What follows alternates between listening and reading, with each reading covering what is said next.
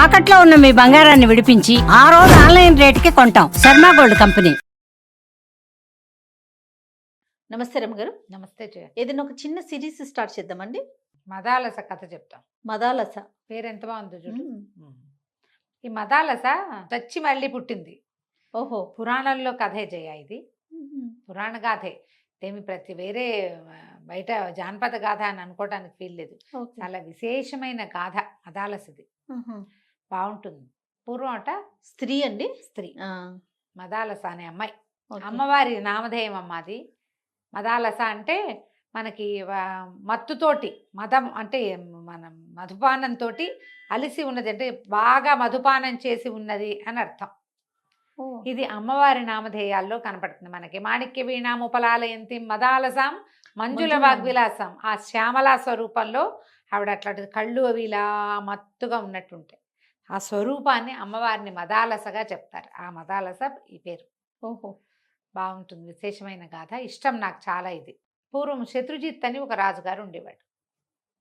ఆయనకి చాలా విశేషమైన చదువు సంస్కారం కలిగిన వాడు. ఋతధ్వజుడు అని ఒక కుమారుడు కలిగాడు. మ్మ్. ఋతధ్వజుడిని కువలయాశ్వుడు అని కూడా అనేవాళ్ళు. చాలా విశేషంగా ఉండేవాడు. అద్భుతమైన చరిత్ర కలిగిన వాడు. అతను ఎందరికో సహాయం చేశాడని చాలా పెద్ద పేరుండేది. మ్మ్. అయితే అతను యమునా నది తీరంలో విహారంగా చేస్తూ ఆటలాడుకుంటూ తిరిగేవాడు. ఓకే. అతనికి ఈ యమునా నదిలోంచి వచ్చినటువంటి ఒక ఇద్దరు నాగకుమారులు. వీళ్ళెవరు? నాగలోకంలో ఒక ప్రభువుగా ఒక గ్రూపుకి ప్రభువుగా ఉండేటువంటి అశ్వతరుడు అనే నాగరాజు యొక్క కుమారులు. ఓ. ఆ నాగకుమారులు ఇద్దరు ఇటు పైకి వచ్చి భూలోకంలోకి వచ్చి ఈ మన కువలయాసుడు అని పేరు ఉన్నటువంటి ఋతధ్వజుడితోటి చాలా ఫ్రెండ్షిప్ చేసేవాళ్ళు. ఓ. తరచుగా భూలోకానికి వస్తుండేవాళ్ళు. చాలామంది స్నేహితులు కలిసి కబుర్లు చెప్పుకునేవాళ్ళు, ఆటలాడుకునేవారు, విహారాలు అవి చేసేవాళ్ళు. ఋతధ్వజుడు ఏమనాలంటే ఒక చాలా బాధాకరమైన సిచ్యువేషన్లో ఉన్నవాడు. మ్మ్. అతను రాజ్యభారాన్ని వహిస్తూనే అదే తండ్రి రాజ్యం చేస్తుంటే ఇతనికి రాజ్యం లేదు. మ్మ్. ఈ స్నేహితులతోటి కాలక్షేపం చేసేవాడు. ఓకే. అయితే ఏమైంది, నాగకుమారులు ఒకసారి భూలోకానికి బయలుదేరుతుండగా మరి ఆయన అశ్వతరుడు నాగకుమారుల యొక్క తండ్రి, నాయన ఏమిటి ఎప్పటికప్పుడు భూలోకంలోకి వెళ్తున్నారు, ఏదైనా భూలోకంలో విశేషం ఉందా అంటే చాలా విశేషం ఉంది. శత్రుజిత్ అనే మహారాజు యొక్క కుమారుడు ఋతధ్వజుడు మా స్నేహితుడు. అతను ఎంతో స్నేహపాత్రుడు, స్నేహశీలి, చాలా గొప్పవాడు. అతను ఒక రకమైన బాధలో ఉన్నాడు. ఆ రాజ్యానికి దాని మీద ఆసక్తి లేక యమునా నదీ తీరంలో గడుపుతూ ఉంటాడు. చాలా మంచివాడు. మేము అతనితోటి కలవడానికి వెళ్తున్నామని చెప్పారు. ఏం జరిగింది అతనికి అంటే, పూర్వం ఒకసారి కొంతకాలం క్రితం అయితే ఈ కుమారులు చెప్పారు, ఋతధ్వజుడు చాలా మంచివాడు అనేసరికల్లా ఈయనకి మీకు నాగకుమారులని అంత ఇంప్రెస్ చేసిన ఋతధ్వజుడికి ఏదైనా బహుమతి ఇవ్వాలనిపించింది ఈయనకి, ఈ అశ్వతరుడికి. ఏం బహుమతి ఇవ్వమంటారు మీ స్నేహితుడికి అంటే, ఋతధ్వజుడికి కావాల్సింది మనం ఇవ్వలేము నాన్న, తండ్రి మనం ఇవ్వలేము. ఎందుకంటే ఋతధ్వజుడు సాధారణ వస్తువులు ఏటికి లోపం లేదు అతనికి. అన్నీ కావాల్సినవన్నీ ఉన్నాయి. అతనికి ఏది కావాలో అది మన వల్ల కాదు. ఓహో. అది లేదన్న బాధతోటే అతను ఇట్లా అయిపోయాడు, బాధపడుతూ యమునా నది తీరంలో విహారాలు చేస్తూ ఉంటాడు అంటే ఏం జరిగిందని తండ్రి ప్రశ్నించేసరికి నాగకుమారులు ఇద్దరు చెప్పారు. శత్రుజిత్తు యొక్క కుమారుడు ఒకసారి గాలవుడనే మహాముని ఈ శత్రుజిత్తు దగ్గరకు వచ్చాడు. వస్తే ఆయన వెనకాల ఒక గుర్రం వచ్చింది. గుర్రాన్ని తీసుకొచ్చాడు.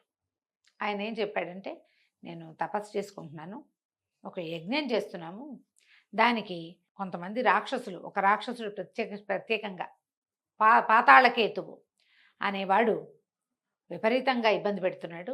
ఓకే. దాంతో నేను ఇంద్రుడిని ప్రార్థిస్తే ఇంద్రుడు ఒక గుర్రం ఇచ్చాడు నాకు. ఆ గుర్రమే ఇది, కువలయం దాని పేరు. కువలయం. ఈ కువలయాన్ని ఎక్కి ఎవరైనా వెళ్ళి వీణ్ణి ఎంకేతు, వాడి పేరు పాతాళకేతువు, వాడిని సంహరించాలి. వాడిని సంహరిస్తే కానీ నా యజ్ఞం పూర్తి కాదు, నేను చాలా అవస్థలో ఉన్నాను, ఎవరైనా ఒక క్షత్రియుడు నాకు సహాయం చేయాలి, నేను మునిని, గుర్రం ఉన్నంత మాత్రాన్ని నేను గుర్రాన్ని ఎక్కి ఆ పని చేయలేను. దీని పేరేంటంటే కువలయం. భూమండలంలో ఎక్కడికైనా వెళ్ళగలదు. కువలయము అంటే భూమండలం. ఈ అశ్వాన్ని ఎక్కి యుద్ధం చేసేవాడు కావాలి, నువ్వు నాకు సహాయం చేయమని శత్రుజిత్తుని ప్రార్థించాడు గాలవుడనే మహాముని. శత్రుజిత్తు యువరాజైన తన కుమారుడిని పిలిచి వృతధ్వజుడిని, అబ్బాయి ఈ గుర్రం తీసుకో, ఈ మహాముని వెనకాల వెళ్ళు, ఆయన యాగ సంరక్షణ చెయ్యి అన్నాడు. వృతధ్వజుడు ఆ గుర్రాన్ని ఎక్కి కువలయాశ్వుడు అనే పేరు తెచ్చుకున్నాడు.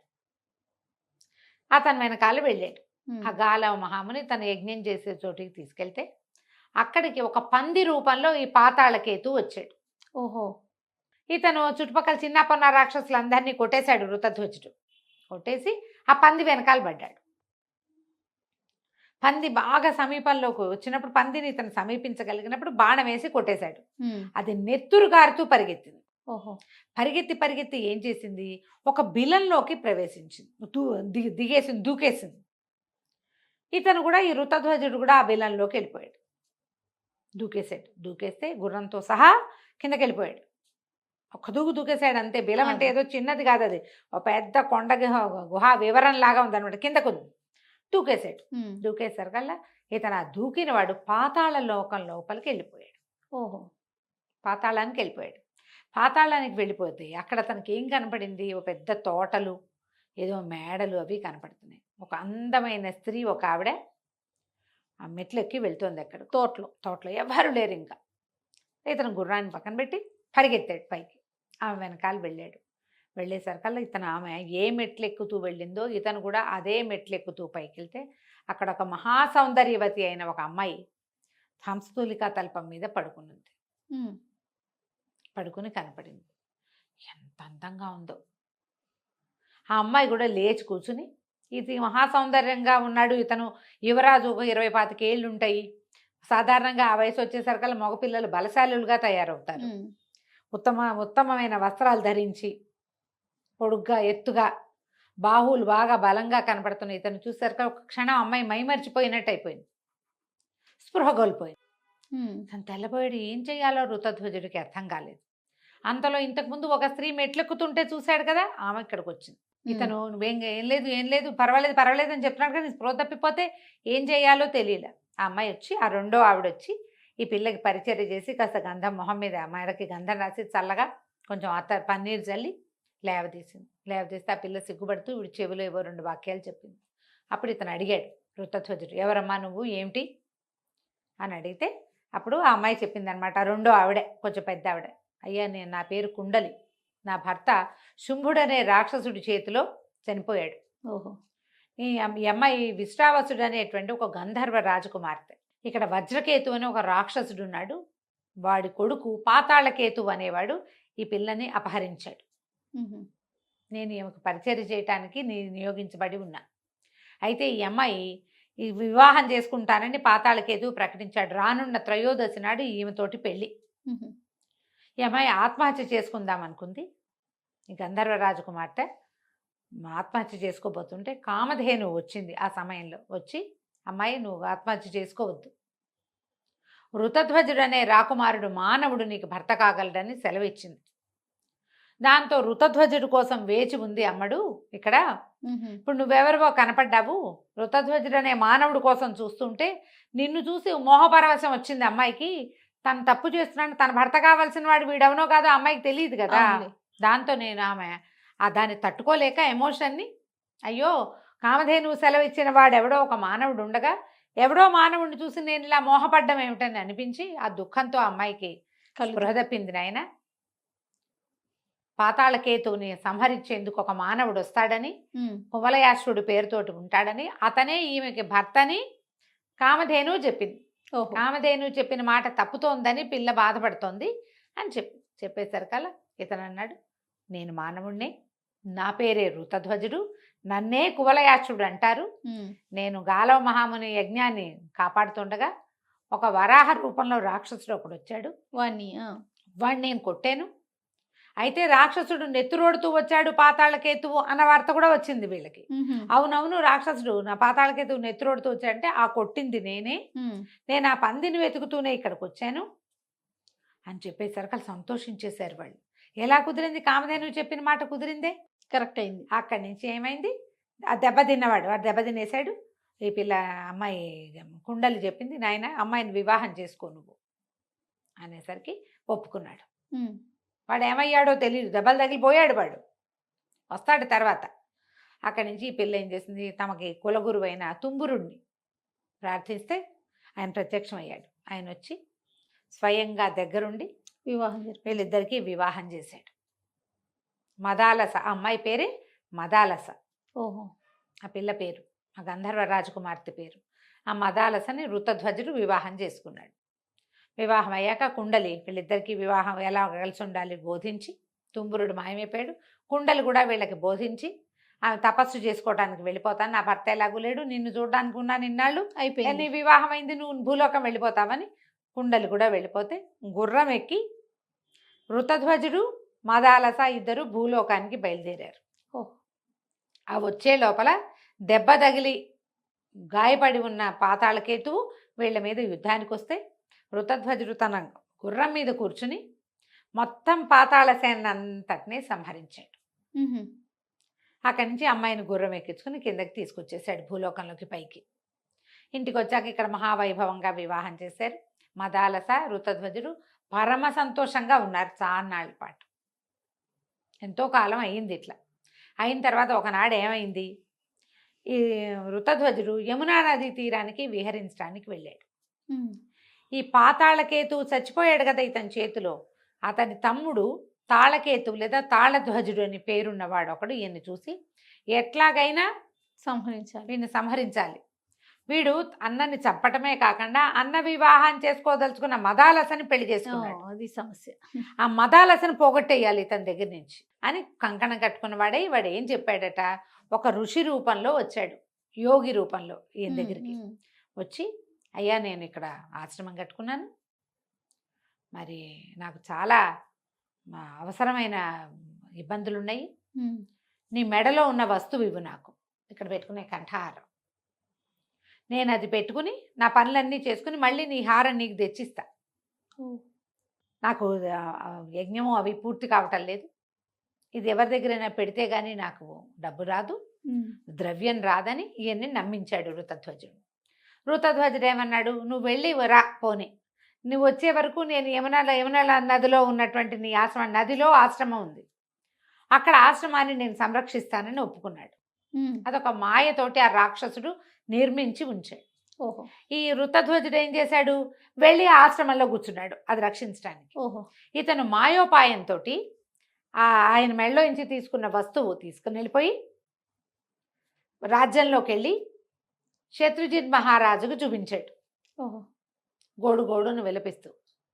ఎవడో రాక్షసుడు ఋతధ్వజుడిని చంపేశాడు, మరి ఆయన మరణించాడు. ఆయన ఆశ్రమవాసులే ఆయన ఉత్తర క్రియలు కూడా చేసేసాము, ఉహు. వేరే దారి లేక అడవిలో జరిగిపోయింది ఇది, శవాన్ని తీసుకొచ్చే పరిస్థితి లేదు, దేహాన్ని తేలైపోయాము, ఇదిగోండి గుర్తని ఆ మెళ్ళలో పెట్టుకునే కంఠాభరణాన్ని ఇచ్చాడు. ఓహో. పొద్దున ధరించి వెళ్ళిన కంఠాభరణమే అది. అక్కడి నుంచి ఓమని ఏడ్చారు వీళ్ళంతా. ఆ కంఠాభరణాన్ని బుచ్చుకుని వెళ్ళి కోడలకు చూపించగానే ఆ అమ్మాయి కాస్త విరుచుకు పడిపోయి చనిపోయింది మదాలస. ఉమ్. మరణించింది మదాలస. ఇక రాజుగారు ఏం చేస్తాడు, మరణించిన మదాలసకి ఉత్తర క్రియలు జరిపించాడు. ఉమ్. ఉత్తర క్రియలు జరిపించేశారు. కొడుక్కి కూడా చనిపోయాడు, వాళ్ళు ఎవరో దహనం చేశారు, ఉత్తర క్రియలు జరగాలి కదా, ఇంకా అదేలే.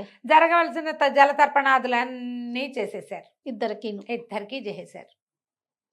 కొద్ది రోజులు గడిచిన తర్వాత ఎప్పటికీ ఈ తాళధ్వజుడో తాళకేతువో రాకపోయేసరికి ఈ ఋతధ్వజుడు తాళకేతువు రాలేదని వెనక్కి వచ్చాడు.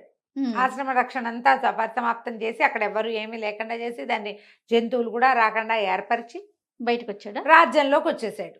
వచ్చేసరికి ప్రజలంతా చూస్తున్నారు, ఇంతగా ఏమిటి ఈయన ఎవరో ఒకరి నుంచి వచ్చేస్తున్నాడు సడన్ గా. ఉమ్. ఈయన కోటలోకి వెళ్ళేసరికల్లా తండ్రి విరుచుకుపడిపోయాడు, అయ్యో నా పిల్లాడు బతికే ఉన్నాడు అని. తీరా చూస్తే ఇంకేముంది, ఆ పిల్లగా చచ్చిపోయింది, దాని అంత్యక్రియలు చేశారు. ఎవరు చచ్చిపోయారని ఆ అమ్మాయి చచ్చిపోయిందో అతను బతికే ఉన్నాడు. అయ్యో.